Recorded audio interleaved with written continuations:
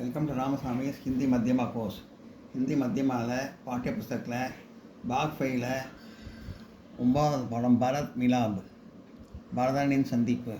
இந்த சாராம்சத்தையும் கொஸ்டின் ஆன்சரையும் பார்ப்போம். கதை சுருக்கத்தையும் கொஸ்டின் ஆன்சரையும் பார்ப்போம்.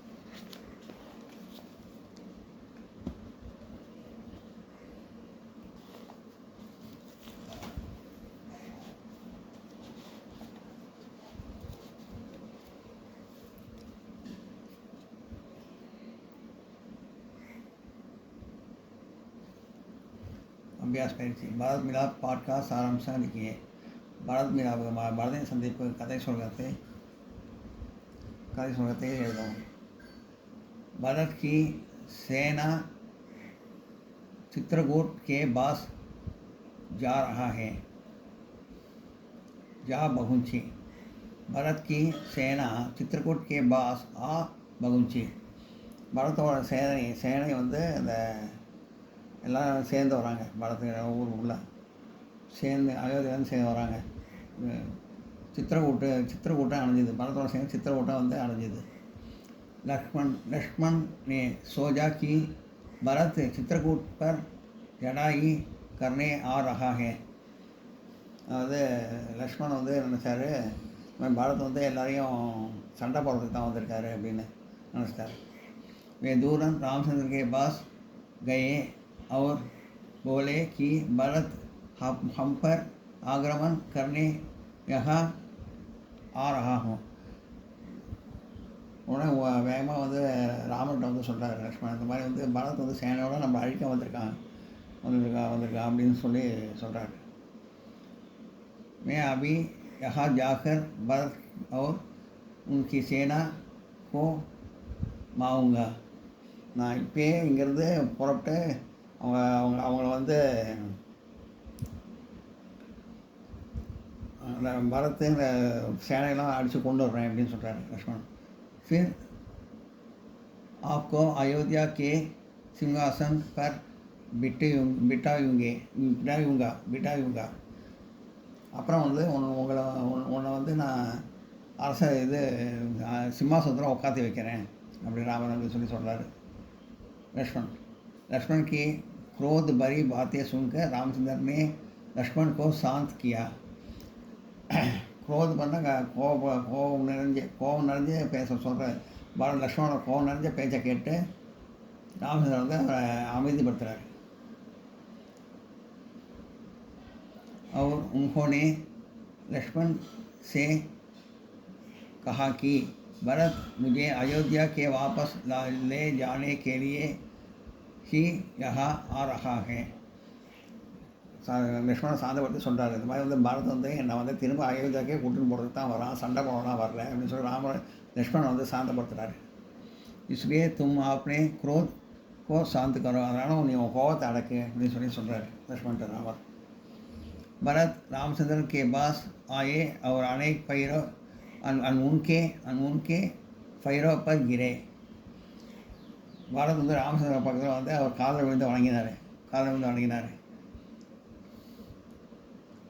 பைரோன்னா காலில் அர்த்தம், गिरेना கீழே விழுந்து வணங்காது, காலில் விழுந்து வணங்காது. राम ने भरत को उड़ाकर गले से लगा दिया. ராமனோட பரதோட பிடிச்சி தூக்கி கட்டி அணைச்சிட்டார். फिर राम और लक्ष्मण ने माधव को प्रणाम किया. அப்புறம் வந்து ராமனும் லக்ஷ்மணனும் வந்து அவங்க அம்மாட்ட காலில் வந்து ஆசீர்வாதம் வாங்குறாங்க. கௌசல்யா और सुमित्रा ने उन्होंने आशीर्वाद दिया. கௌசல்யாவும் சுமித்ராவும் ராமன் லக்ஷ்மணன் ஆசீர்வாதம் பண்ணுறாங்க. लेकिन कैकेयी सिर नीचे किए बैठी रही. கைகேயி வந்து தலையை குனிஞ்சிட்டு உட்காந்துருக்காங்க. ஏன்னா அவங்களால தானே எல்லா ப்ராப்ளமும், அதனால தான் ரொம்ப வருத்தப்பட்டு தலை குனிஞ்சு உட்காந்துருக்காங்க கைகேயி. प्रश्नों के उत्तर दीजिए, கேள்விக்கு பதில் எழுதுவோம். अयोध्या की सेना को आते हुए देखकर लक्ष्मण ने क्या समझा. அயோத்தியாவுக்கு வந்து பாரத சேனையோடு வரும்போது லக்ஷ்மணன் வந்து என்ன நினச்சார். अयोध्या की सेना की वापस हुए देखकर लक्ष्मण ने समझा कि भरत रामचंद्र से लड़ाई करने आ रहा है. அயோத்தியாவிலேருந்து சேனை பரத்தோட சேனையெல்லாம் வேகமாக வந்தப்போ இவர் லக்ஷ்மணன் வந்து ராமச்சந்திரனோட சண்டை போகிறதுக்கு வராரு அப்படின்னு சொல்லி ராமச்சந்திரனோட சண்டை போகிறதுக்கு வராரு அப்படின்னு சொல்லிட்டார் லக்ஷ்மண். लक्ष्मण की क्रोध भरी बातें सुनकर राम ने क्या कहा. लक्ष्मण கோபமாக பேசுறதை கேட்டு ராமர் வந்து என்ன சொன்னார். लक्ष्मण की क्रोध भरी बातें सुनकर राम ने कहा कि भरत मुझे अयोध्या ले जाने के लिए ही यहाँ आ रहा है. பரத் ராம வந்து லக்ஷ்மண் கோபமாக பேசுறதை கேட்டு ராமர் சொல்கிறாரு. கோபத்தை சாந்தப்படுத்திக்க அவன் இது பரத் வந்து என்னை வந்து திரும்பி அயோத்தியாவுக்கு கூட்டின்னு போகிறதுக்கு தான் வரான், சண்டை போட வரல அப்படின்னு சொல்லி சொல்கிறாரு லக்ஷ்மண ராமர். இதான் நோட் பண்ணிங்க.